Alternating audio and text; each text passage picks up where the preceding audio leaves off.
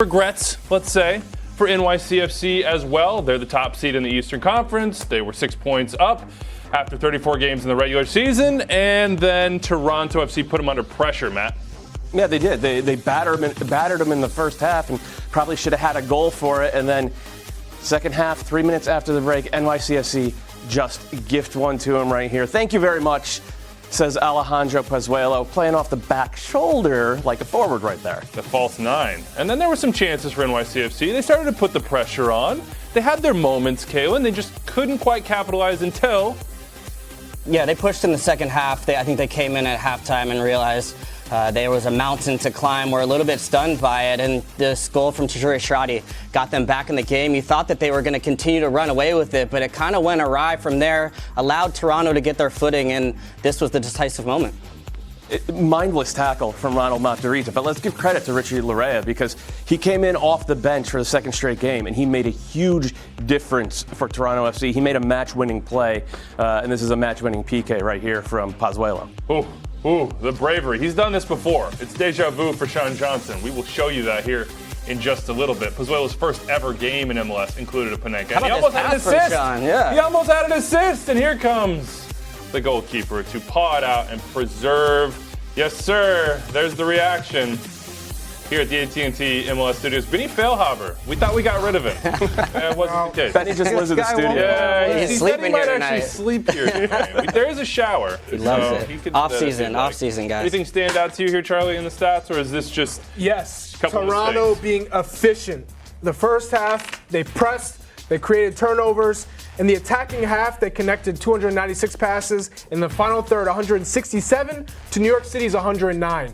To me, that stands out. They were the better team. They were more aggressive, and they dominated in the attacking half. two key guys missing, and you know their names. It's Josie Altidore and it's Omar Gonzalez. Now, Omar was in the 18, Josie was not.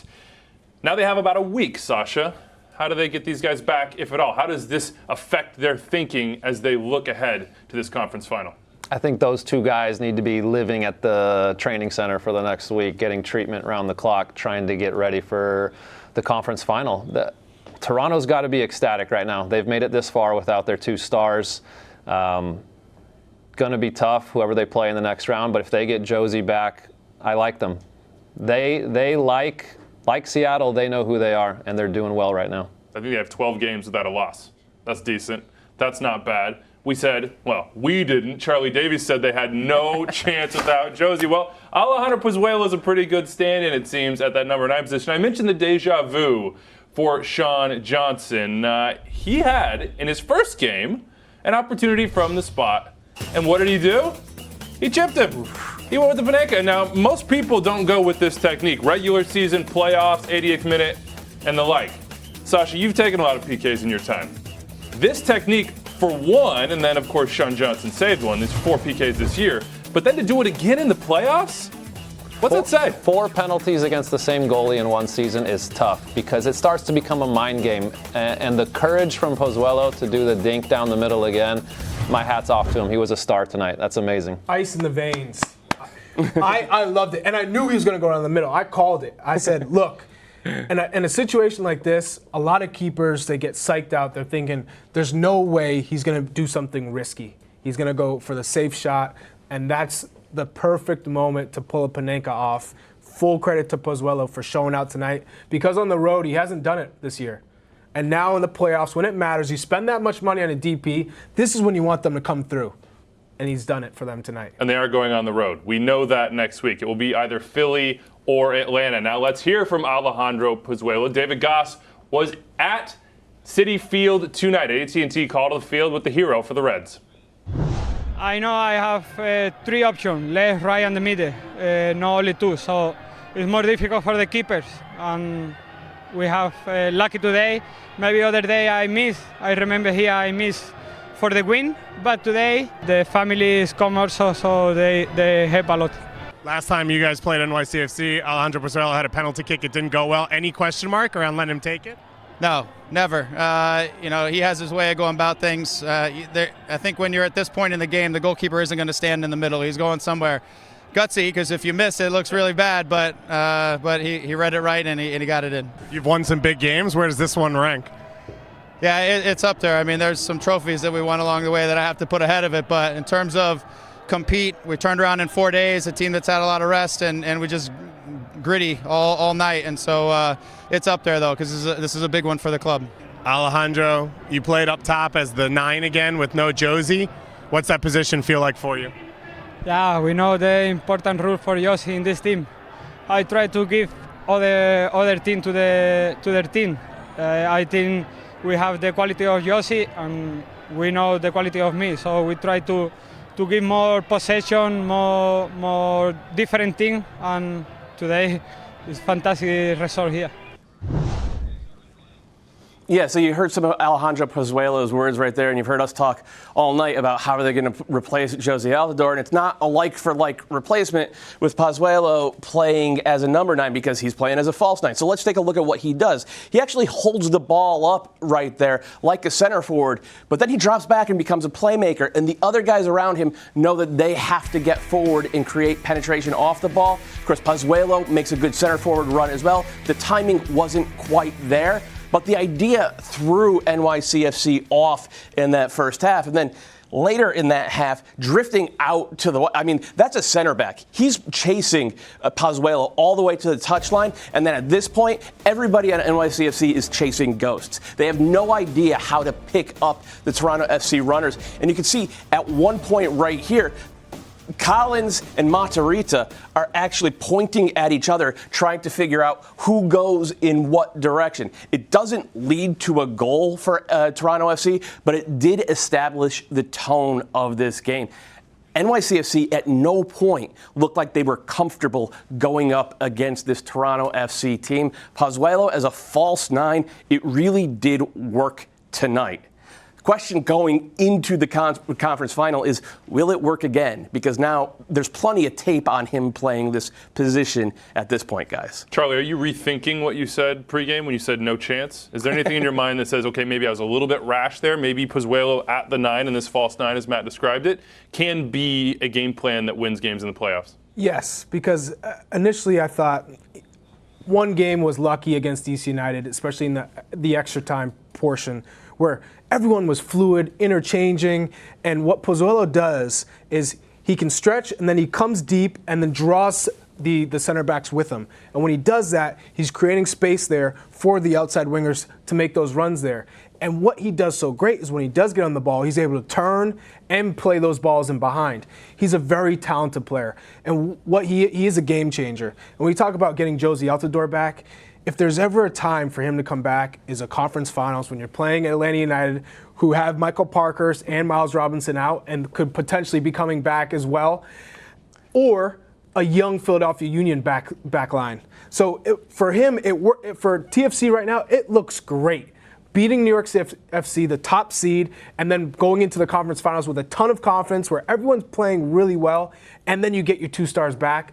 This team has proved me wrong, and I think they've proved all you guys wrong and a ton of doubters because they are looking mighty strong. Oh, yeah, at the end. Loop us all in. You guys said NYCFC. I didn't say anything. I just want to throw that out there. I also want to throw in Greg Vanny deserves a ton of credit. He does. For putting the right formation, the right tactics, and putting the right people in those spots. Let's talk about one of those guys. Endo's one, but I want to talk about Richie Larea because you have experience with him, Sacha, with Orlando. And he was a guy coming into this year that people thought, who is he? Is he going to be a player in this league? And I think he's proven that this year in MLS and also now on the international level. What did you see from him in this game? And he obviously changed it with the PK. Richie deserves a ton of credit. So he got a new opportunity in Toronto this season, a new position. They switched him to right back where he's never played before, and he got better as the season gone on. And now he's a difference maker, not only for club but for country. The USA-Canada game, he was fantastic as well. And so the last 2 games now in the playoffs, he's got a goal, he set up a penalty.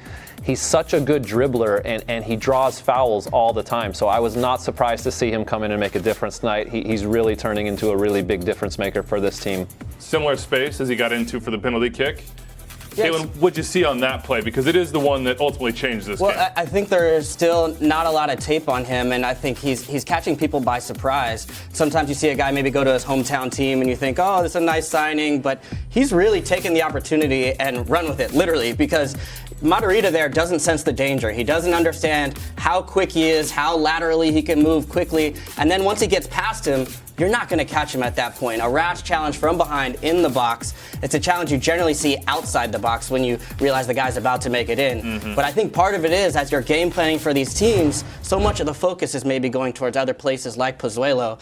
You forget about the late substitution, and in both matches, he's been the decisive one to come in and get them to the next round. Well, you've also talked about Richie Laryea not having a position. And at Orlando, it didn't work out because you didn't know where he could play. And it seems like Toronto said, this is where you fit. And we've all seen when a player gets confidence and he's talented and a coach gives them the belief and instructions and idea how to move forward, they thrive. And now it looks like he's flourishing in that role. And I think going back to Greg Vanney, you got to give him a lot of credit for throwing him in a new position and turning him into this player. And you can see on that penalty, that last touch, he almost baits the defender and then pushes it one more time with his left and accelerates again. And Matarrita's got no chance. And Richie can do that all game long. He's so good at drawing fouls. And yeah, a lot of credit to Greg Vanney. The bright side here is for Richie Laryea. The darker side is for Ronald Matarrita, who was broken up and after this game was seen hugging and apologizing to NYCFC fans for the tackle that led to the PK that knocked NYCFC out of the playoffs yet again. Now, he wasn't the only one that made a mistake. Let's go back to that first goal. What's happening here? Calen, what went wrong here? Why the header backwards? Well, we've got only attackers here, so I'll take the question. But generally, this has been the issue with NYCFC when they run into problems. In their most crushing, devastating losses, it's generally been by their own demise. And this is a perfect example of it, of a play where they just take an extra risk in the back. They did it against the Red Bulls with Sacha's teams when they would come out and press. They would not stop playing out of the back. And this is one where you're not facing the goalkeeper, so Sean Johnson can't read your body language to understand that this ball is coming back. Yes, they've maybe tried this several times throughout the season, but this is the difference in the playoffs. Just a little bit of optimism from Pozuelo there, just sniffing it out a little bit, and Johnson's not expecting it because he's not looking that direction. Pozuelo gets it, and from there, you're playing from behind. Pozuelo's first goal gets second by Panenka, and Toronto FC are moving on. I mentioned it, though. That's 4 straight years in the conference semis and NYCFC exit. This was not where they wanted to be. There was some news after this as well from Domi Tarrant, which we'll get to in just one second with the quote. But, Charlie, this loss for them, what's it mean for this club? Change. I think when you look at it, they had all this talent, there was all this potential, and yet when it came down to it, you didn't deliver. It's been up and down for Domi Tarrant, especially in the beginning of the stages of this season. Things weren't firing. Last year, when you saw Patrick Vieira leave, it was a struggle fest. But then he started getting confidence, and he understood how to make this team strong. They finished the season, at least the middle of the season, they were powering through. You thought, okay, this team is destined for a long run in the postseason. And then they just fell flat. They started off flat. They didn't have enough energy. They didn't show what they were so good at all season, which is getting on the ball and generating chances on such a small field.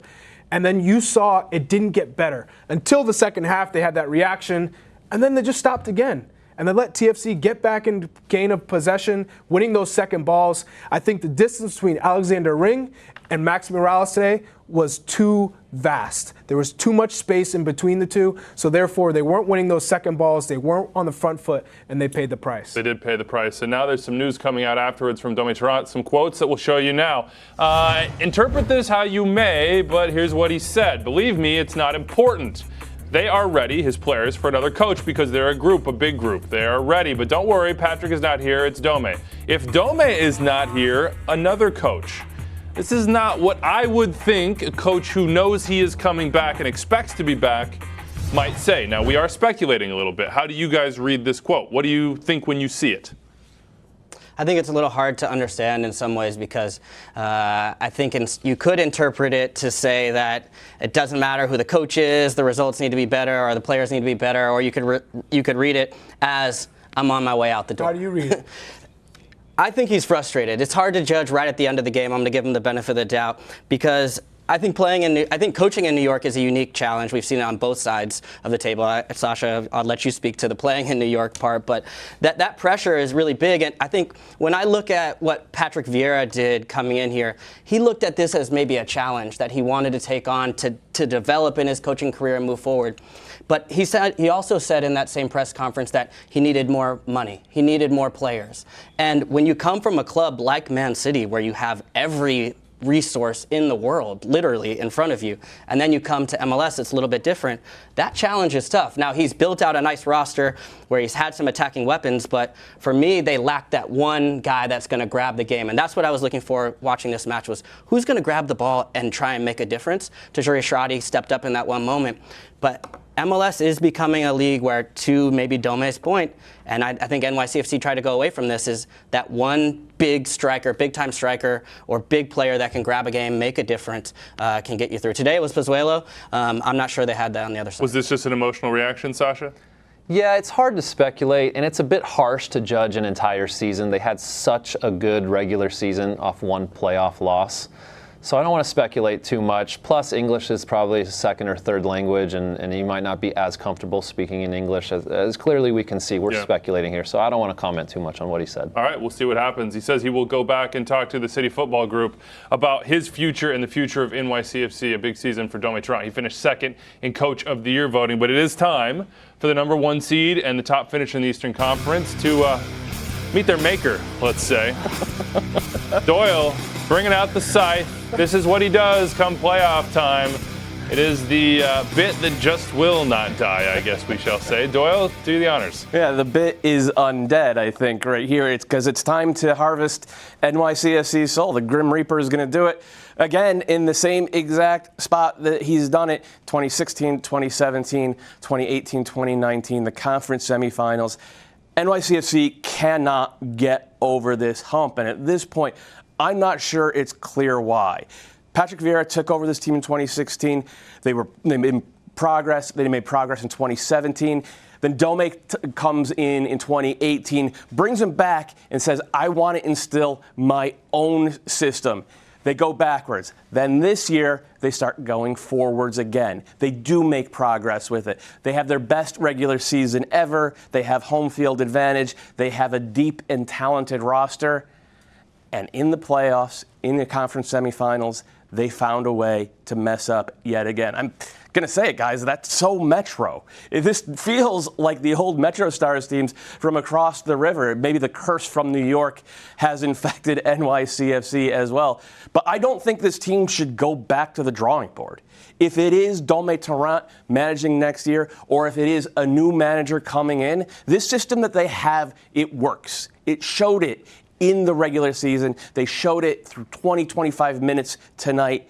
You just got to get the right pieces on the field. I thought Dome was a little bit too hesitant to make game-changing subs in this one, and it did come back to bite them. But this isn't time to panic for NYCFC. This is time to make minor adjustments, maybe get one more big player in, maybe next year go a little further in the playoffs.